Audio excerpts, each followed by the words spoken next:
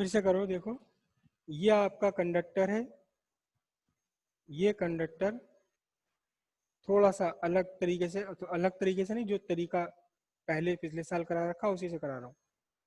यहाँ से आपकी ये करंट फ्लो कर रही है, करंट है इसमें आई, और इस कंडक्टर का क्रॉस सेक्शनल एरिया, इसका क्रॉस सेक्शनल एरिया है कैपिटल ए।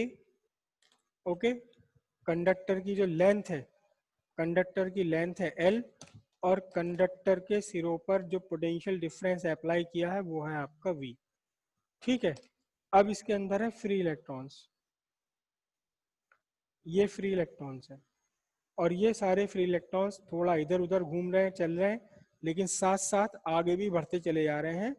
किसकी तरफ को बढ़ते चले जा रहे हैं? Towards higher potential of conductor, जिस सिरे पर हायर पोटेंशियल है उसकी तरफ बढ़ते चले जा रहे हैं।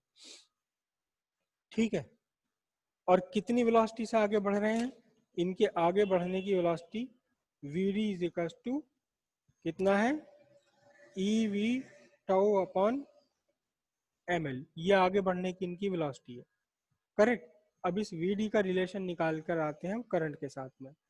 Current I is equal to है D Q by D T, rate of flow of charge. Current is equal to rate of flow of charge.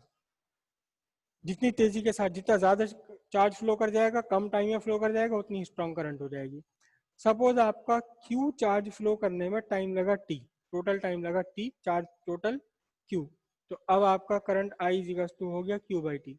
अब ध्यान से देखिएगा, क्यू क्या है? क्यू है total charge on all the electrons inside the conductor. तो कैसे निकालेंगे हम? क्यू निकालेंगे कैसे?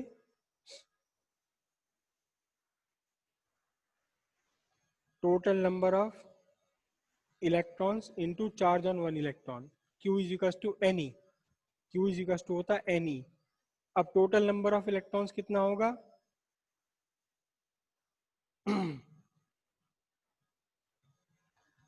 Number charge density of free electrons into volume of conductor into E, charge of electron.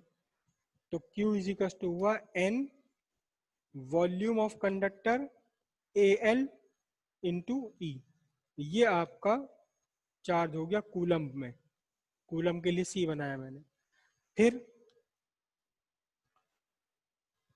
Time taken by each electron to cross the conductor, conductor cross करने में time कितना लगेगा हर एक इलेक्ट्रॉन को?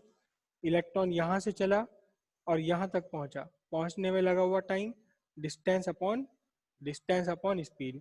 तो time is equal to distance upon speed. Speed कितनी है इसकी? वीडी है। डिस्टेंस एल कवर करनी है, कितनी स्पीड से? वीडी स्पीड से, तो एल बाई वीडी। अब Q is equal to, sorry, I is equal to Q by T. तो आई कितना है आपका? क्यू, क्यू अभी निकाल लिया आपने, टोटल चार्ज कितना है सारे के सारे इलेक्ट्रॉन्स पर? एन ई ए एल, और टाइम कितना लगा है हर एक इलेक्ट्रॉन को? L by V D. V D उसमें ऊपर ले लिए और एल से एल कैंसिल होकर आई इज इक्वल टू बनेगा N E A V D ampere.